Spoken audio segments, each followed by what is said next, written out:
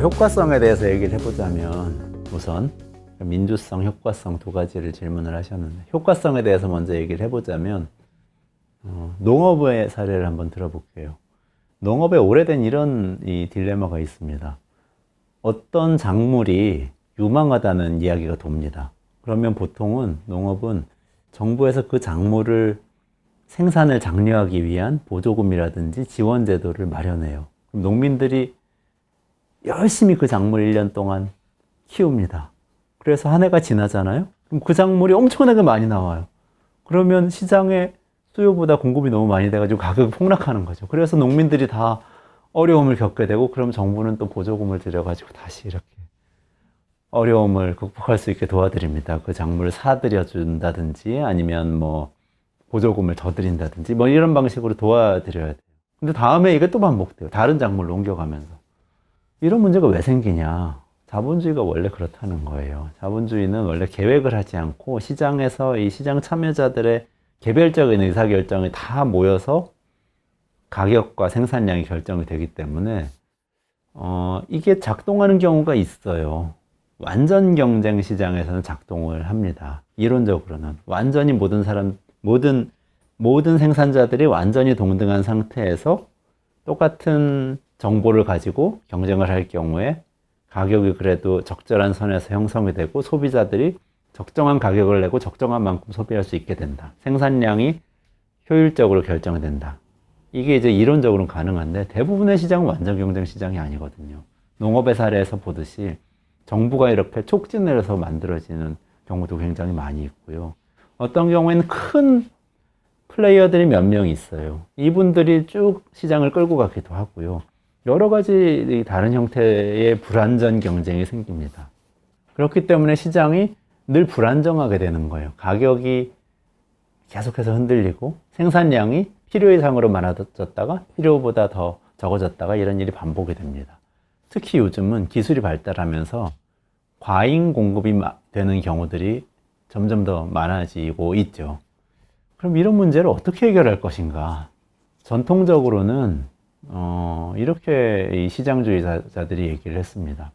시장 경제 옹호자들은 규제를 더 완화해야 한다. 더 많은 사람들이 뛰어들어서 더 생산하게 하면 된다라고 얘기를 했어요. 근데 이 시도는 성공을 하지 못했습니다. 이게 바로 신자유주의라고 부르는 흐름 위에 있는 건데요. 1980년대 이후에 미국의 레이건 대통령, 영국의 대처 총리 이후에 시장을 자유화하고 기업 규제를 완화하고 무역 장벽을 낮추고 공기업 민영화하고 이러면서 이제 시장주의를 강화를 해왔는데 결과적으로는 독점이 더 심화됐어요. 그러니까 완전 경쟁이라는 게 원래 지향을 하긴 했는데 명목상 지향하긴 했는데 이루어지지 않은 거죠. 그러면 이제 어떻게 해야 되냐라고 생각할 때 그러면 단순한 방법이 있지 않냐라고 얘기를 하는 게 이 저자가 주장하는 민주적 사회주의입니다. 농업의 경우로 다시 돌아가서 얘기해 보자면 그냥 정부가 나서서 계획을 세워라. 그 작물이 새로운 작물이라면 처음이니까 소비자들이 요만큼 아마 소비를 하겠지. 그리고 쿼터를 딱 정해놓고 그만큼 농민들에게 쿼터를 배정해가지고 생산을 하게 해라. 그리고 시장에 풀어라. 그럼 과잉 생산은 없다. 이런 방식으로 생각하는 거예요. 이게 지금 농업을 가지고 예를 들었지만 다른 영역에도 다 나타날 수 있겠죠. 그러니까 요지는 자본주의 자본주의 시장 경제는 불안정 경쟁 때문에 언제나 과잉 생산, 과소 생산이 일어날 가능성이 있고 그것을 계속 감내하면서 자본주의 지금까지 왔는데 너무 불안정하고 사람들이 감당하기 어려운 정도가 되고 있기 때문에 시스템 자체가 지탱되기 어렵게 됐다. 그렇기 때문에 이제는 국가가 개입해서 적정한 생산이 이루어질 수 있도록 계획을 세우자. 계획 경제죠. 이렇게 주장하고 있는 것이 민주적 사회주의입니다. 그게 더 효과적이라고 보는 거죠. 그리고 이 계획이라는 게 효과적일 수 있는 이유가 과거에 비해서 더 많이 있는데 그 중에 하나는 기술입니다. 과거에는 소련이 계획경제 하다가 망했잖아요. 우리가 다 알고 있는 스토리죠. 사회주의의 계획경제는 그래서 안 돼요. 어떻게 국가가 다 계획을 세워요? 관료들의 머릿속에 어떻게 소비자들이 뭘 원하는지 정확하게 입력될 수가 있어요. 라는 반론의 직면을 이미 오랫동안 했었죠. 그런데 지금 상황이 바뀐 게 과거엔 그랬어요. 소비자들이 뭘 원하는지 알 수가 없었거든요. 근데 지금은 인터넷을 통해서 데이터를 분석할 수 있는 툴이 너무나 많이 발달하고 이 소비자들이 기꺼이 자기의 정보를 사실은 다 제공하고 있어요. 우리가 이 휴대폰을 들고 거리를 다닐 때 위치 정보 켜놓고 돌아다니죠. 그럼 내가 어디 있는지 다 알게 됩니다. 신용카드 들고 다니면서 소비할 때 동네 편의점에서, 술집에서, 안경점에서, 서점에서 계속 소비를 하죠. 내가 돈을 어떻게 쓰는지 다 드러납니다. 전화할 때 누구한테 어디서 전화하는지 다 나타나죠. 어느 시간에 전화하는지 다 나타납니다. 나의 동선이 다 드러나요. 지하철 타고 버스 탈 때 카드 찍고 타죠. 그러면 어디 가는지 이 데이터가 다 있거든요. 그러면은 결과적으로는 과거 20년 전, 30년 전에 비해서 지금 예를 들면 정부나 관료나 의사결정을 하는 사람이 소비자들의 원하는 걸 정확하게 파악할 수 있을 가능성이 훨씬 높아요. 기술적으로 가능해졌다는 거죠. 그래서 이런 환경에서는 훨씬 더 효과적으로 생산량을 조절하는 계획을 누군가가 세우면 잘 세울 수 있다. 여럿이 뛰어들어서 하는 것보다 한 주체가 하면 잘할 수 있다. 라고 주장하는 게 민주적 사회주의이고, 거기서부터 이제 이 국가가 계획을 세워서 경제를 운영하는 것이 더 낫다. 이런 얘기가 나오는 거죠. 그리고 또 하나는 민주성에 대한 질문인데, 이런 거죠. 그래서 뭐 효과적인 건 알겠는데, 국가가 마음대로 다 하면 어떡하냐.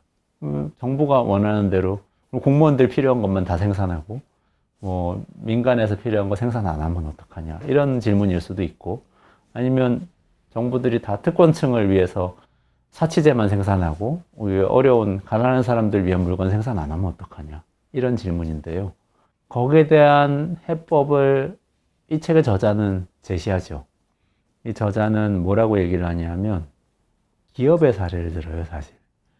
굉장히 많은 기업들이, 사실은 기업들이 대부분 기업 내에서는 계획 경제를 하고 있죠. 기업 내에서 경쟁을 안 하잖아요. 기업 내에서 뭐 예를 들면 기업의 영업부서가 있고 공장이 있는데 공장에서 생산한 물건은 이 영업부서에다 그냥 주고 팔아오라고 하잖아요. 더 좋은 조건을 제시하는 다른 영업회사에다가 막 경쟁시켜서 맡기지 않는단 말이죠.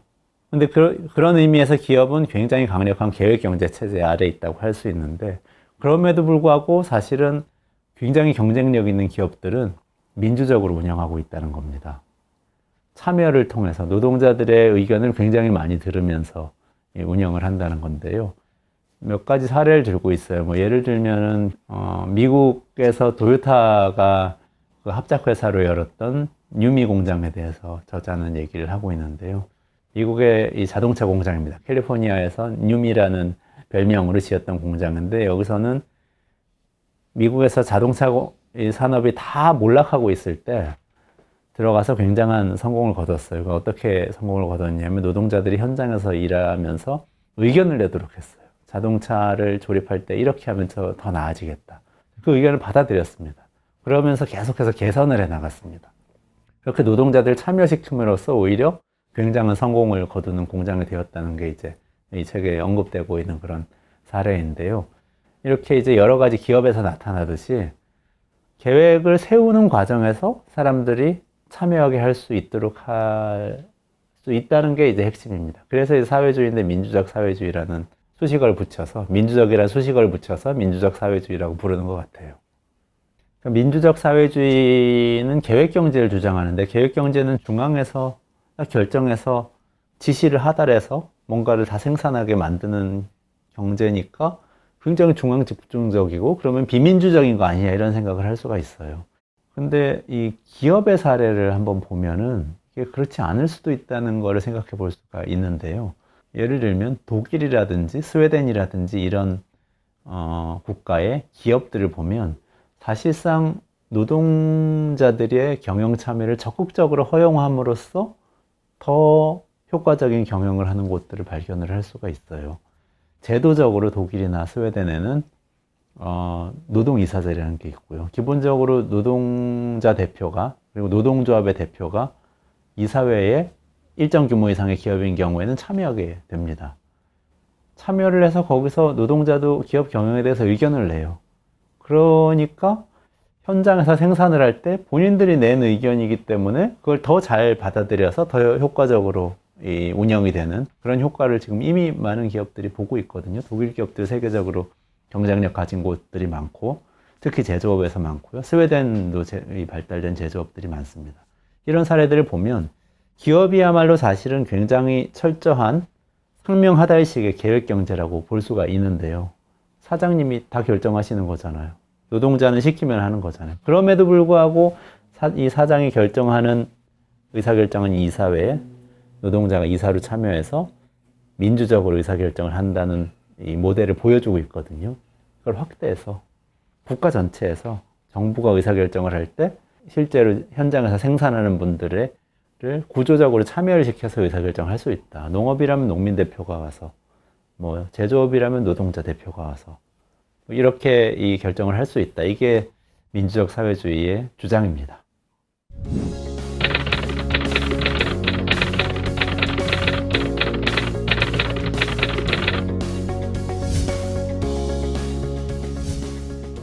일단 국제적인 경쟁력부터 말씀을 드리면요. 결국은 이렇게 자본주의 국가든 사회주의 국가든 민주적 사회주의를 채택한 국가든 사회민주주의 국가든 어떤 국가든 간에 경제가 경쟁력을 갖는 것은 그 경제가 경쟁력을 갖게 만드는 요소는 동일합니다. 그 경제의 기업들이 얼마나 혁신적이냐 이거거든요. 그래서 얼마나 생산성이 높으냐, 얼마나 좋은 제품을 적정한 비용을 들여서 만들어낼 수 있냐. 이게 이제 그 경쟁력의 핵심이에요. 근데 쉽게 생각해 보시면 중국이 여전히 사회주의 체제 운영하고 있죠. 그런데 중국 기업들 중에서 경쟁력 가진 곳들이 생깁니다. 독일과 스웨덴은 사회민주주의 체제를 운영하고 있다고 할 수 있겠죠. 근데 거기서도 경쟁력 있는 기업들이 나옵니다. 중국에서는 알리바바가 나오고, 독일에서는 시멘스 이런 회사가 나오고 이렇게 나오는 거죠. 근데 이 기업들은 다 다른 체제에 있어요. 물론 미국에도 구글과 아마존이 있고 한국에도 삼성전자가 있고 그렇죠. 다 다른 체제이거든요. 어떤 체제이든 간에 혁신적인 기업과 경쟁력 있는 경제는 나올 수 있는 거죠. 그럼 이제 이 민주적 사회주의라는 특정한 방식이 그런 혁신적인 기업이 나오는데 더 좋은 방식이냐 이렇게 질문이 되어야 될 것 같아요. 더 좋은 방식이냐 자본주의보다. 그러니까 이제 저자는 이렇게 답을 합니다. 효과적으로 자원을 분배를 국가가 책임지고 효과적으로 자원을 분배하게 되면 기업이 더 효과적으로 경영될 수 있게 되기 때문에 더 혁신적인 기업이 될 수 있다. 그리고 특히 구사회주의 국가들이 계획경제를 운영할 때 했던 것처럼 제조업 중심으로 운영되는 경제가 아니고 혁신적인 벤처기업들이 있는 경제에서 민주적 사회주의를 도입할 경우에 이 혁신적인 기업들에게도 자원이 적절하게 분배될 수 있도록 오히려 중앙에서 계획을 더 잘 세우면 더 많이 몰아줄 수도 있다. 이런 방식으로 이제 생각을 해보는 거죠. 그래서 사실은 어떤 경우에는 정부가 개입을 해서 계획을 세워주는 것이 기업을 훨씬 더 혁신적이고 효과적으로 만들 수 있다. 이렇게 이제 저자는 이야기를 합니다. 사실은 근데 이제 정부가 개입해서 그렇게 만들 수 있다는 것의 중요한 사례가 민주적 사회주의의 사례는 아니지만 정부 개입의 사례로 얘기를 하자면 그게 한국의 모델이에요. 과거에 그 경제개발 시대에 1960년대, 1970년대 한국은 정부가 자원을 모아서 특정 기업에게 몰아줬습니다. 그리고 사실 계획도 세웠어요. 경제개발 5개년 계획이잖아요. 그래서 울산에다 자동차 공장 세우세요. 포항에다가 제철소 세우세요. 이런 얘기는 정부가 다 한 거예요. 정부 부처의 과장 사무관들이 그 일을 했어요. 그러면 지금 재벌 회장님이라고 불리시는 분들, 당시에 이 기업가들이지만 지금보다 훨씬 작은 기업의 경영자들이었겠죠. 그분들은 가서 수행했거든요, 그걸 수행하면은 정부에서 자금을 사실상 대줬습니다. 은행을 통해서 대준 거지만 일종의 정책 자금이 들어가게 된 거죠. 그래서 사실은 계획을 세웠고 그 기업들이 모두 다 성공해서 글로벌 기업이 됐어요. 사실 정부가 개입해서 혁신적 경제를 만들 수 있다는 주장의 중요한 근거 중에 한 군데가 한국입니다. 민주적 사회주의가 원래 뜻한 대로 민주적일 수 있다면, 민주적이라는 부분이 여기서 굉장히 중요한데요. 민주적이라는 거는 가치거든요. 그래서 예를 들면 이제 기업을 운영할 때 임직원들이 더 많이 참여하고 민주적으로 의사결정을 하는 기업을 운영하는가.